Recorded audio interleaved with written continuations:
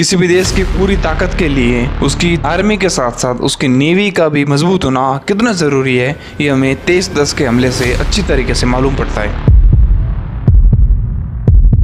छत्रपति शिवाजी महाराज को the father of Indian navy कहा जाता है।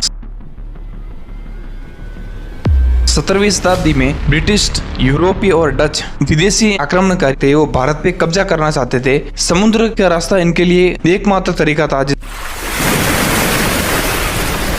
जिससे वो समुद्र के रास्ते से होकर ये लोग भारत में आकर हमला कर सकते थे। पर उस समय हमारे देश की एक भी ऐसी नेवी नहीं थी जो कि समुद्र के रास्ते आक्रमणकारी आए उनको रोक सके। तो छत्रपति शिवाजी महाराज ने सोचा कि देश की रक्षा करने के लिए हमको जमीन की सेना के साथ साथ समुद्र में भी अपनी सेना होनी चाहिए, समुद्र में भी अपना अधिकार होना चाहिए। अगर हमें अपने देश की सुरक्षा करनी है तो छत्रपति शिवाजी महाराज ने नौसेना बनाने का फैसला किया। पर उस समय एक भी ऐसा भारत में कारीगर नहीं था जो कि ऐसे बड़े बड़े जहाज बना सके, जो कि यूरोपीय जहाज, जो कि यूरोप पे जो हमला करने वाला जहाज होते थे उनका सामना कर सके। तो उन्होंने क्या किया कि जो यूरोप के जो लोग थे, यूरोप में जो जहाज बनाते थे, वहां पर कुछ लोगों को पैसों का लालच देकर उनको भारत में लाया गया, उनके द्वारा जहाज बनाया गया। उनके साथ में 400 लोगों को और यूरोप से लाया गया। भारत में जहाज का निर्माण कार्य शुरू किया गया। तो वो लोग जहाज बना रहे थे, तो किसी दिन उनको किसी ने पत्र भेजा कि तुम जो छत्रपति शिवाजी महाराज के लिए जहाज बना रहे हो वो काम छोड़ के वहां से तुरंत भाग जाओ। उनको उनके धर्म की, उनके संप्रदाय, उनकी कसम दी गई उनको। छत्रपति शिवाजी महाराज ने क्या किया कि उन्होंने बोला कि इन गोरों पर भरोसा नहीं कर सकते, तो क्यों ना हम अपने देश के,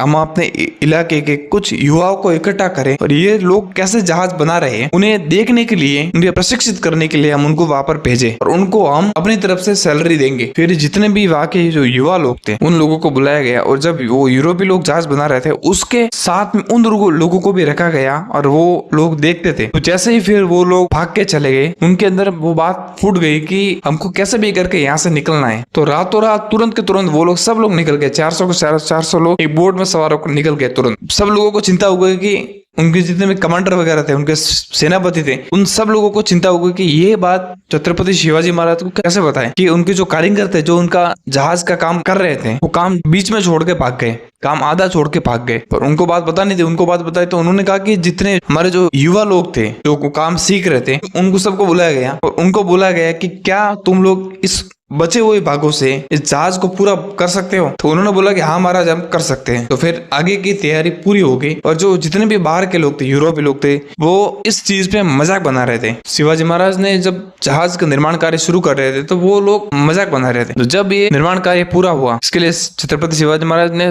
समुद्र के अंदर 3 दुर्ग बनवाए थे जो कि अभेद्य दुर्ग थे। विजय दुर्ग, सिंधु दुर्ग, इन दुर्गों में भारतीय नौसेना का निर्माण हुआ। हमारी भारत की पहली नौसेना वहां पर बनकर तैयार हुई, एक ऐसी नौसेना जो कि पूरी तरीके से अजय थी। शिवाजी महाराज ने समुद्र के अंदर गुरिल्ला युद्ध नीति जो जमीन पे अपनाते वो समुद्र में उन्होंने इस्तेमाल करके अंग्रेजों के पसीने छुड़वा दिए। ऐसे ऐसे जहाज बनाए जो कि दिखने में हल्के, छोटे और कम वजनदार थे, जो कि दुश्मनों को घुमाकर, बेवकूफ बनाकर मार देने के लिए बहुत तेज पड़ते थे।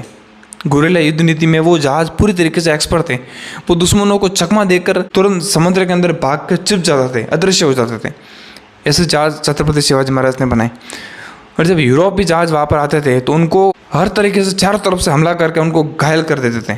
आज की वीडियो में बस इतना ही था, क्योंकि ये वीडियो मैंने कुछ ज़्यादा प्रिपरेशन नहीं बनाया था। इसके बाद एक इसी वीडियो का पार्ट 2 आएगा। इतना ज़बरदस्त आएगा ना, मानो एक मूवी का ट्रेलर होता है ना, वैसा पार्ट आएगा इसका। उसका बेसब्री से इंतज़ार करना। और वो वीडियो आपने नहीं देखा तो आपने कुछ नहीं देखा। वेट करिए, उस वीडियो का धमाकेदार वीडियो आने वाला है, तो वेट एंड वॉच। और ये पसंद आया तो उसको लाइक करें, सब्सक्राइब करें।